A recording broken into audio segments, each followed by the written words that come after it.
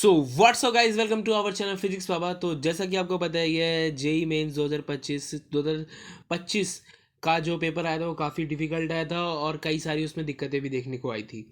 तो इस साल 2026 में ministry of higher education and education ministry ने रिकंस्टिट्यूट कर दिया है जॉइंट एंट्रेंस एग्जाम को एपेक्स बोर्ड के लिए। एपेक्स बोर्ड को दे दिया है, अथॉरिटी दे दिया एपेक्स बोर्ड को। तो 2026 से 2027 के बीच में जो पेपर होगा वो उसको कंडक्ट कराएगा। JEE apex board will be the final authority on a policy rules to regulation governing JEE mains.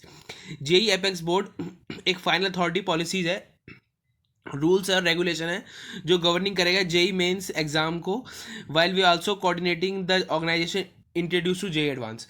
मतलब कि ये जो जो जॉइंट एंट्रेंस एग्जाम होगा जेई 2026 का, उसको अच्छी तरीके से कंडक्ट करवाएगा, कोऑर्डिनेट करेगा।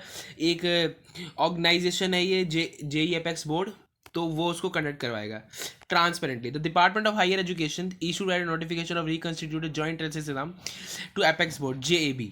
मतलब दोनों जेएबी बोर्ड और जॉइंट एंट्रेंस एग्जाम को 2026-27 के बीच में ज्वाइन कर दिया, रिकंस्टिट्यूट कर दिया गया है। The move to following a competition tender for a previously constituted board and the aim of ensure the smoothly conduct JEE mains exam. मतलब कि ये जेई एपेक्स बोर्ड इसलिए कंडक्ट रिकॉन्स्टिट्यूट करवाया जा रहा है जेई मेंस में कि स्मूथली पेपर को कंडक्ट कराया जाए, कोई भी दिक्कत ना हो जेई मेंस और जेई एडवांस में। The admission of IITs and NITs central funded technical institute.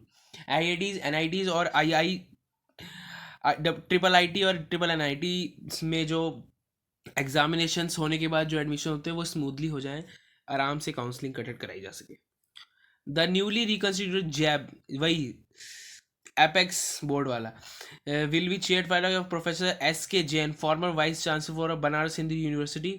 जैब का जो फॉर्मर चांसलर है उसको बनारस हिंदू यूनिवर्सिटी में पहले वो थे वाइस चांसलर, लेकिन अब उनको जैब का प्रोफेसर बना दिया गया है। Who has been appointed to the honorary of chairperson director of IIT Madras and IIT Kanpur and IIT Roorkee, NIT Rourkela and EIST Shibpur, I triple IT Hyderabad, triple IT PP Una and triple IT DM Kancheepuram will be serve to member. ये JAB जो apex board के अंदर ये लोग member रहेंगे।